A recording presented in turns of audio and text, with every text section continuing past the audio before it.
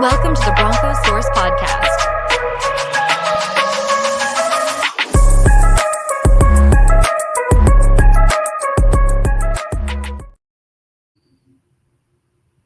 Hello, Broncos fans, and welcome to the Bronc Bros podcast. Sean, we went through a little bit of a rebrand there. So, how are we liking the new name? First intro, man. First intro. Got the you got it on the first try. So yeah, it's more fitting. Just a couple of bros talking about the Broncos, man. That's what it is. We wanted to be more relatable to people, and Steven and I, our fearless leader over at 5280 Sports, 5280 Media, sorry. We were trying to think of a way to make this a podcast that is for the bros, for the football guys, not for the experts. We're not X's and O's experts. I mean, we know a little bit of stuff, right, Sean? But we wanted to just talk football and just show the brotherhood of Broncos football, and that's what we hope to bring to everyone for this year and hopefully the remaining years, right, Sean?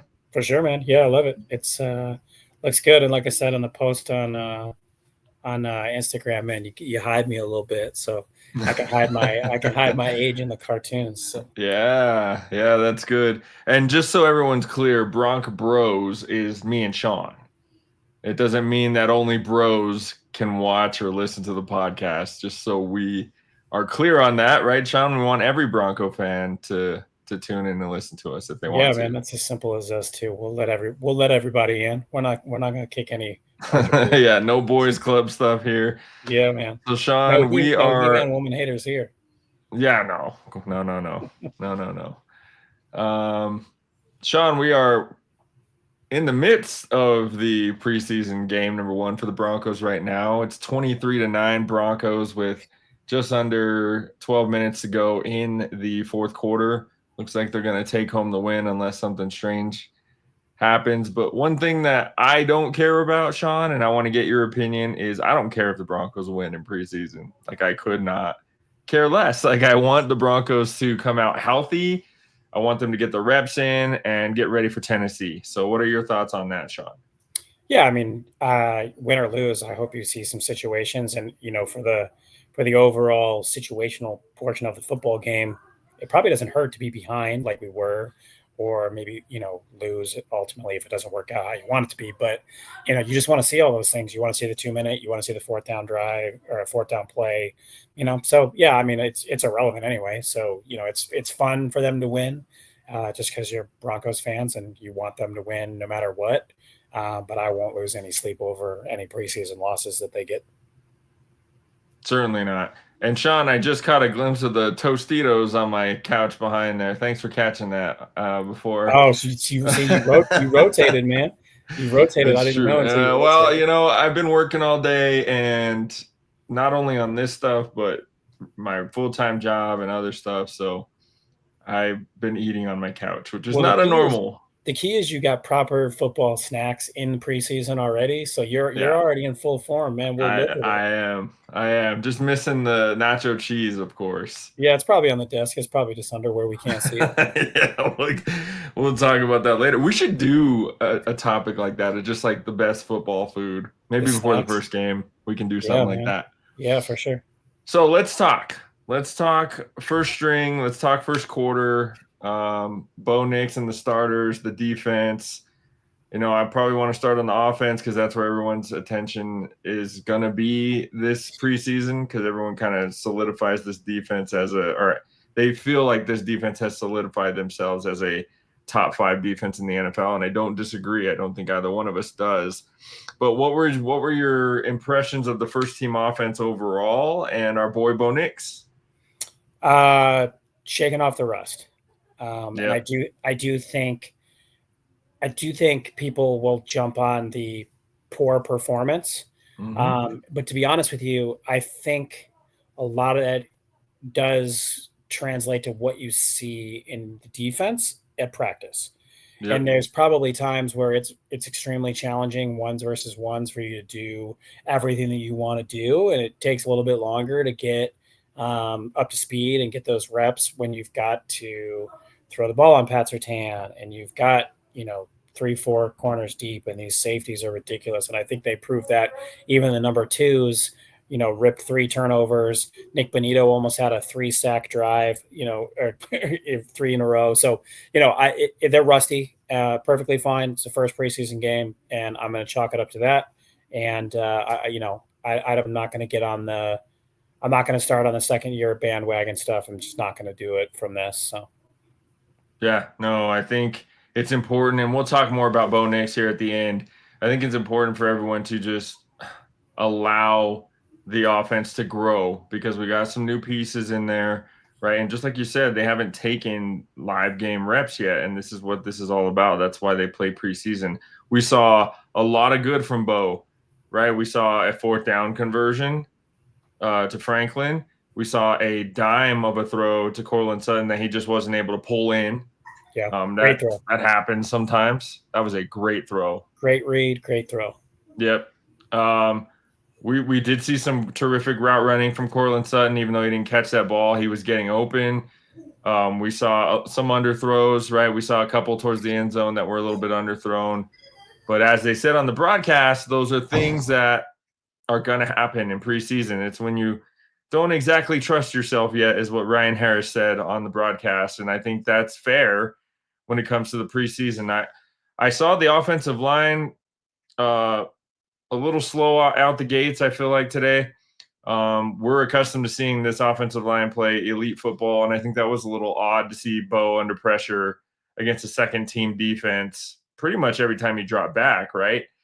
But I think from a standpoint of the talent that the Broncos have and what they've proven that they can do on the offensive line, I don't see that as an issue, Sean. What are your thoughts quickly on that? Yeah, it wasn't there tonight, I guess, necessarily, but again, I think you and I chatted about it when we were texting. A lot of the tight end stuff. Evan Ingram wasn't in there, and there's some people that are probably working together in practice, just really weren't out there together tonight. So we'll see as it gets closer to the season. But for game number 1, a few misassignments here and there, it's going to happen. So no, I'm not worried about it for any reason. Yeah, and not to make excuses too, Sean, but it looks like the Broncos are implementing some more motion into their offense this year as well, with all the speed and the weapons that they feel like they have on the roster this year. I think that's going to be something that they're going to be implementing a lot more, especially to help Bo Nix be able to read defenses and maybe even just get the ball out quicker, right? So there's going to be some growing pains with that, even into the season. We're going to see Nix and Ingram maybe struggle a little bit. Nix and Franklin are on par right now, it looks like, because they played together for so long. And Franklin, we need that guy to be what he's supposed to be the guy that we traded for, because he has all the potential in the world. And we saw it in the Buffalo game right off the bat with that touchdown to put us on the board. He's there. He's just got to be able to catch the ball. Right. And I think that's something that we didn't see as an issue tonight here in the preseason game. But an embarrassment of riches at the running back position, Sean. I mean, my goodness. We've got Dobbins, Bidet, McLaughlin, Harvey, and Watson looks amazing out there tonight.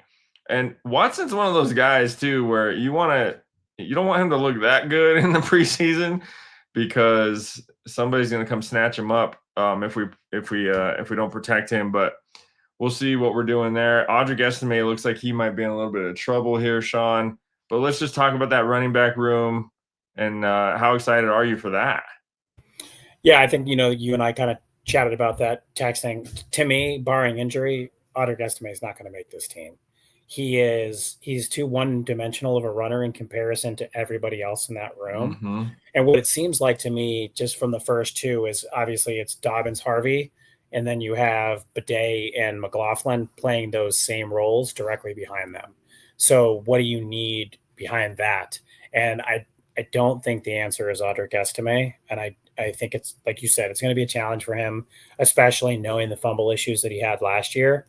And Watson, I know it's probably against threes, but every time he touched the ball, he seemed to rip off a great screen, a great run. He's got better hands, and he's more useful out of the backfield than Estime is more of a between the tackles runner.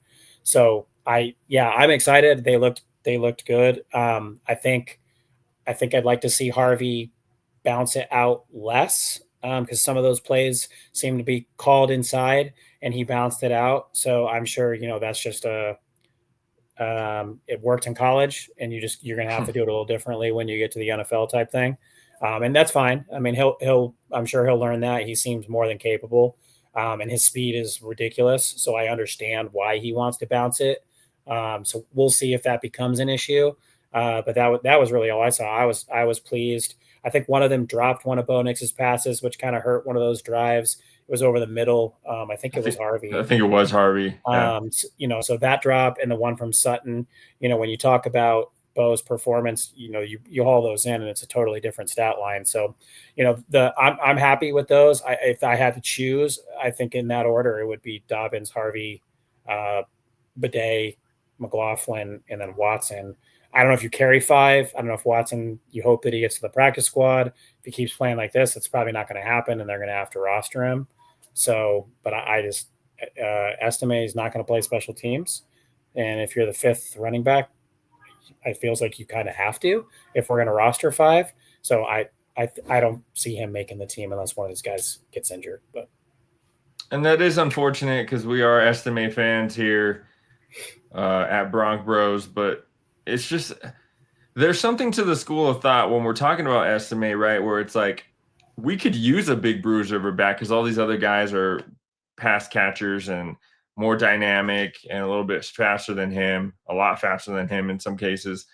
But I just, like you said, I just don't think it's going to be a fit. I do think he will find a home somewhere, but it doesn't look like it's going to be with the Broncos, barring, two injuries. I would say two injuries, not just one, but two injuries. So we'll see how that turns out, Sean. I still have concerns about the wide receiver room. We need Franklin to ball out this year. We need Mims to take another step in the right direction, and we need Cortland Sutton to just be steady Eddie, right? Do what he does. Um, there are some limitations with Cortland Sutton where he's not. In my opinion, I don't think he's a one, but he's a very, very good two, right? And he's a loyal guy. There's something to be said about that. We're not saying anything bad about Cortland Sutton. I just feel like these other receivers need to step up and actually be game breakers because we haven't had one since Demaryius Thomas, right? So God rest his soul, by the way, Demaryius Thomas. So yeah, I think that's really it for the offense. We had a touchdown second string. I mean, Jarrett Stidham looked really good when he well, was in. well, you're talking about the receivers. What I will say that I was pleasantly surprised with, and I know Sherfield was brought here primarily for special teams reasons, but he looks like in a pinch he can contribute on offense too. Yeah, He seemed like he had great hands, bringing in that touchdown, like you said, great ball from Stidham. But that's a tough catch, man. And for a whatever he is, a fifth wide receiver hauling in a touchdown like that, I think he did well. I was surprised. I don't know a ton about him. Obviously you see him here and there on some of the other teams. But when you and I saw him get signed, we are like, Sherfield, we need a number one. What's going on here? But yeah, I mean, his contributions as far as wrapping up the offense, I was pleasantly surprised to see what he was able to bring to the team.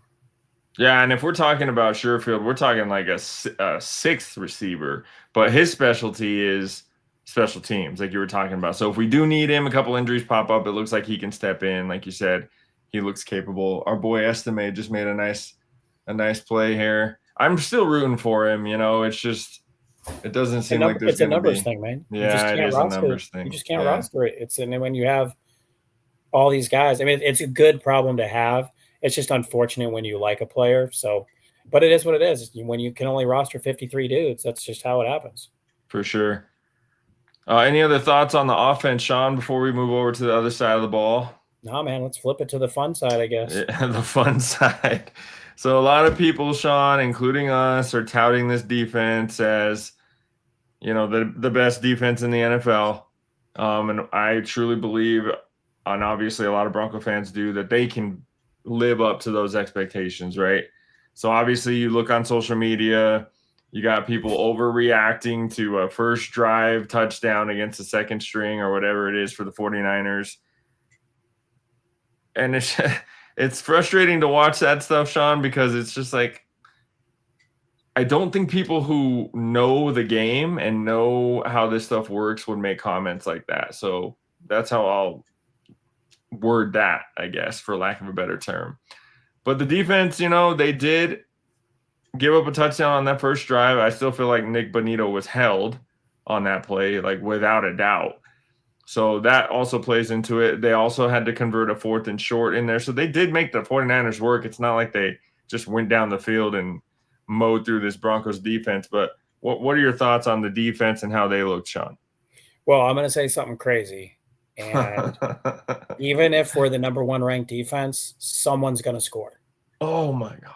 Someone's going to What? score. So it's kind of, I told you I was running a few minutes behind from the boys' football today. So I missed the first drive and we were kind of chatting about it. But I was kind of surprised to be like, wow, the 49ers scored like before I got here. That's crazy. But I mean, look, Nick Bonito looks every bit of the man that we need to pay. But dude, Jonah Ellis is a dude. And I can't wait to see what he does with potentially some more snaps this year. Franklin Myers looks really good. I know we all kind of raised our eyebrows when we drafted Jahdae Barron, but that dude looks like he's a hitter, and he looks like he's going to be good in coverage. So yeah, man, obviously you don't see Greenlaw and stuff like that, so it's a little. I know he's not going to probably play a ton because of the injury history and kind of what he's dealing with right now. And, so I'd love to see what it looks like, man. But these guys are so good, dude. I'm so happy to like watch them. It's just fun. Like, I know the new age of football is score 50 points and let's be the Bengals and not, just have me and you play defense. But real football people, the real bros, the real guys, remember the Atwaters and those types of dudes. Like, I love the Super Bowl 50 defense, man. I loved old school Atwater. John Mobley is one of my favorite Broncos of all time, man. So I'm Al Wilson. Exactly. I was just going to say it. So I'm excited to see these guys. I think that they're going to carry a lot of the weight, like we said last week. And I think tonight proved a lot of that. 3 turnovers within the first 3 quarters. And I think a couple turnovers got called back. So, they look every bit of what everybody's touting them to be. Yeah, and another room that's an embarrassment of riches for the Broncos is that defensive backfield. Yeah, you got Barron battling. Yeah, you got Barron battling with McMillan. Just spaced his name. McMillan. Yeah. I always want to say Macmillian because remember the first time the Broncos were on Monday Night Football with him and Joe Buck said he said Macmillian. Yeah. And I was like, I always like make sure I don't say that name.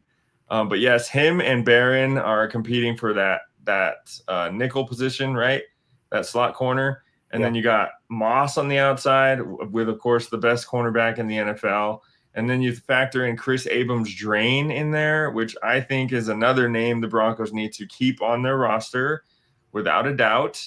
And you're looking at a super deep team, man, pretty much at every level, except for wide receiver right now, in my opinion, until that's proven otherwise. But this team they look good on paper. So that's one thing, right? I will say though, Sean, and I want to get to this as we wrap up tonight. This Bo Nix thing, right? I'm sure you saw people were like sophomore slump and these guys aren't Super Bowl contenders and all this stuff. Again, comments from people who don't know football, who don't understand football, right? Knee-jerk reactions. And I have to admit, Sean, I've been that guy before in the preseason where I'm like, this guy sucked, like we've all been there. But hopefully those people will get out of that. They got to go through that little, I guess, football adolescence, right? But I feel like, Sean, there's a problem in Broncos country that we need to address. Bo Nix is a very good quarterback, right? There is no denying this. And he is just Bo Nix, right? He's not anybody else. He's not Joe Montana. He's not anybody else. He's just Bo Nix, okay? He's not Drew Brees either. My problem with Broncos fans and the media so far this year is that I feel like they are crowning the Broncos a little bit too early, right? And I think that's okay to a certain extent. But when you're putting all these expectations on Bo Nix, and then you see him play like this tonight in the preseason, and he's going to play like that a couple times in the regular season, right? He's a second-year quarterback. We have to remember this. So, Sean, what I want to caution Broncos fans against is putting this guy on this pedestal that he's not ready to be on yet. He will get there. We all believe that, right? But is he there right now? Do we have to put him there right now? Do we have to say, hey, if you don't win a Super Bowl for us in your second year, you're a bust or you're not what we thought you were going to be? And I feel like Bronco fans, Sean, are just putting a little bit too much pressure on Nix to be that guy to win a Super Bowl in his second year. And I know Sean Payton has come out and said all this, we're Super Bowl contender stuff, and that's fine, right? I'm glad the players believe it. But from a fan standpoint, if Bo Nix isn't like a top 5 quarterback this year, right, with all the things that people are saying about him, that's going to put fans in a position to where they're going to be like, what was I thinking? This guy isn't that good. He's not whatever. And you know what? At the end of the year, it's probably going to be the case, is what I'm trying to say. So let him be the quarterback he is. Let him be him. Stop comparing him to other quarterbacks after 1 year, and don't put him in the Super Bowl in his second year when he has so much more growth to accomplish, Sean. Yeah, well, I think one of the biggest problems is, especially with like casual fans and things like that, is there's context to this, right? Cortland Sutton catches that ball. Who knows? He may score. I mean, the defender has no idea the ball's in the air. I mean, obviously he falls or whatever and he drops the ball. It's a great throw. So he's not going to score. But the fact of the matter is, if that's a new check for this offense, right? That's not something that Bo Nix had the authority to do with the line last year as a rookie. And so he makes that call, and Cortland Sutton isn't prepared for it because it's new and it's the first preseason game of his second year.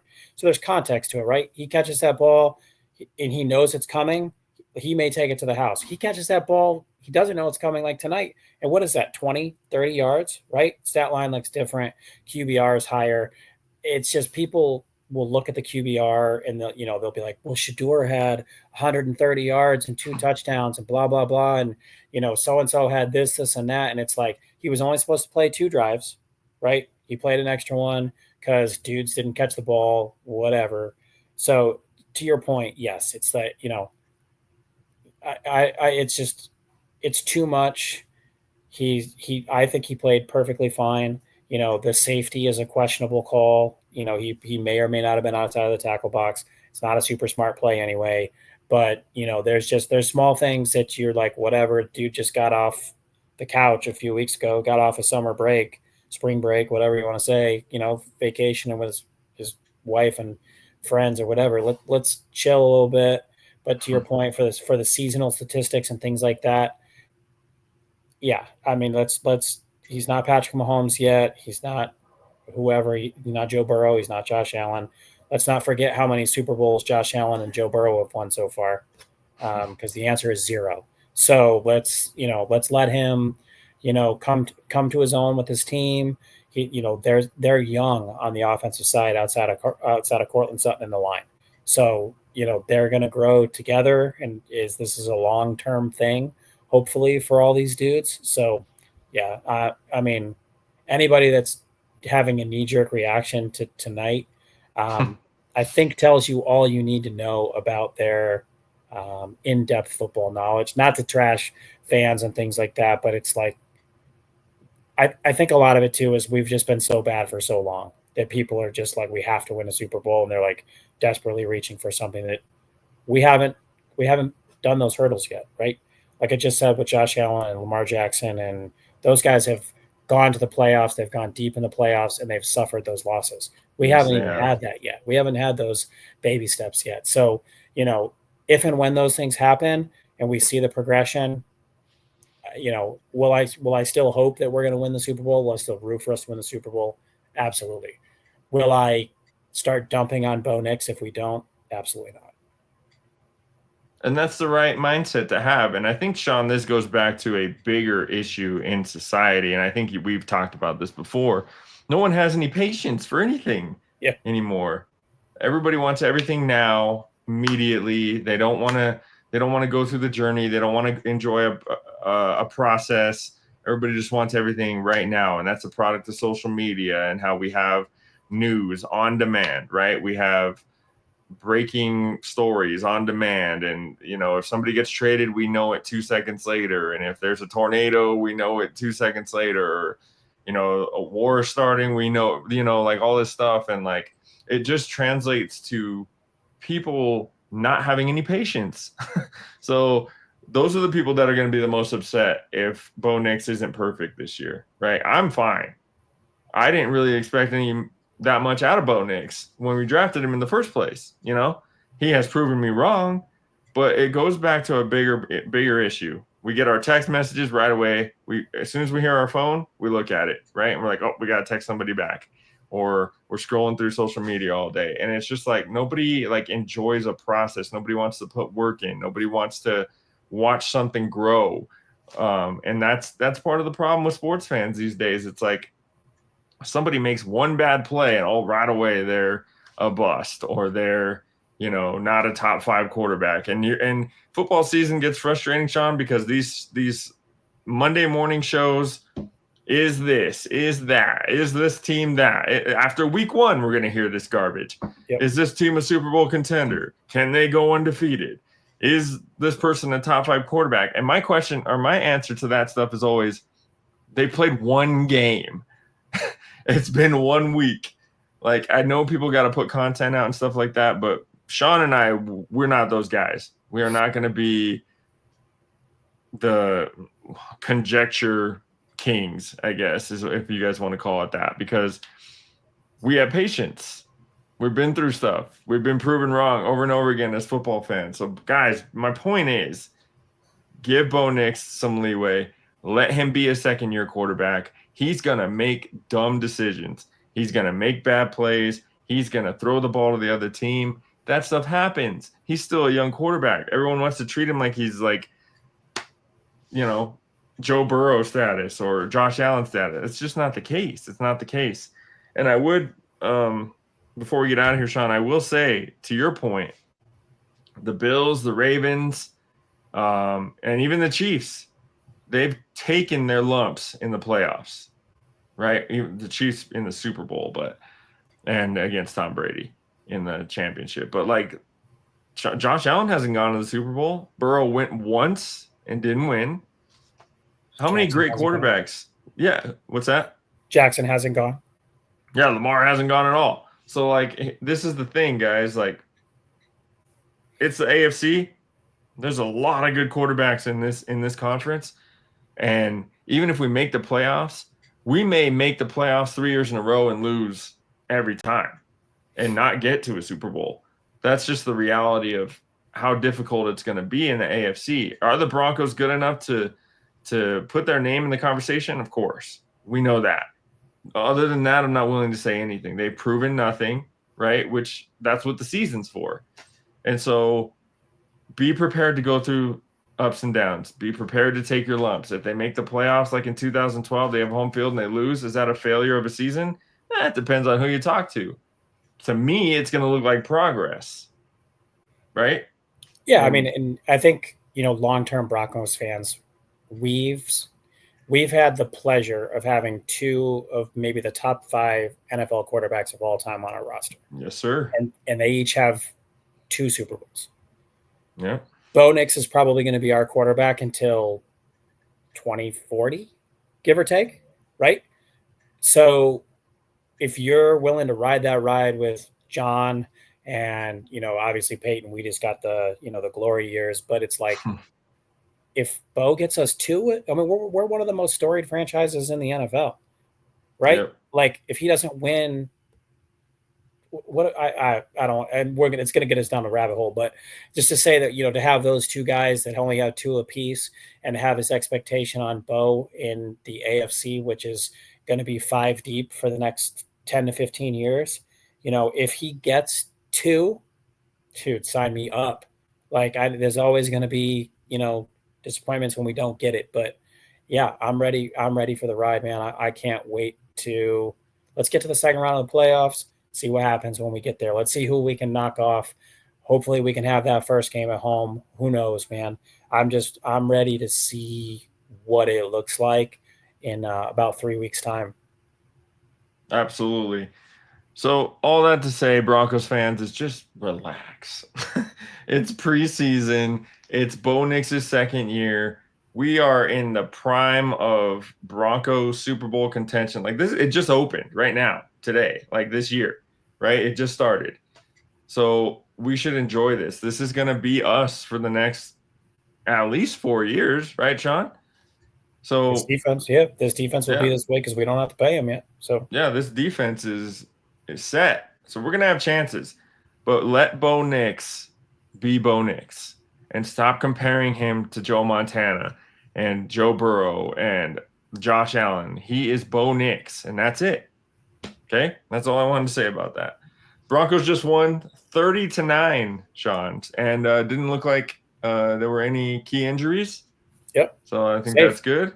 Yeah, see you next And week, boys. That's yeah, hell yeah. yep, and they look sharp in those uniforms. So Yep.